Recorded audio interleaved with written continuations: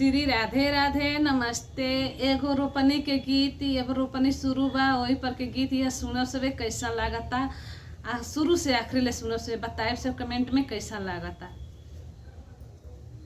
लीला ही घोड़ावा के लीला लगा मिया रे कसले बिरिदा बनवा जान हो अरे कसले बिरिदा बनवा जान हो अरे कसले दूधवा के छिड़क मारी सासु के जगवानी राउर बेटवा बिरिदा बनवा जान हो राउर बेटवा बिरिदा बनवा जान हो राउर बेटवा।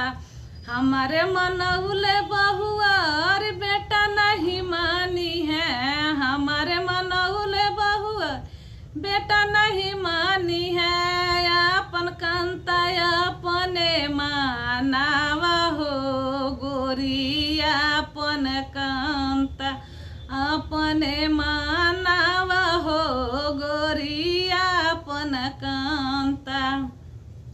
नील ही घोड़ावा के नील लगा मिया रे कसले बिरिदा बनवा जान हो अरे कसले बिरिदा बनवा जान हो अरे कसले दूधवा के छिड़कन जेठनी जगवानी अरे जेठनी राउर देवर बिरुदा बनवा जान हो देवर राउर बिरिदा बनवा जान हो देवर राउर।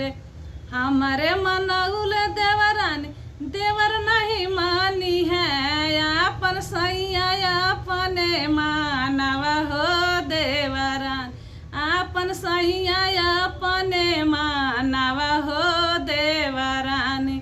नील ही घोड़ावा के नील लगा मवाया रे कसले बिरिदा बनवा जान हो अरे कसले बिरिदा बनवा जान हो अरे कसले दूधवा के छिड़क मारी ननदा के जगवानी अरे ननदा तुहर भैया बिरिदा बनवा जान हो तुहर भैया बिरिदा बनवा जान हो तुहर भैया।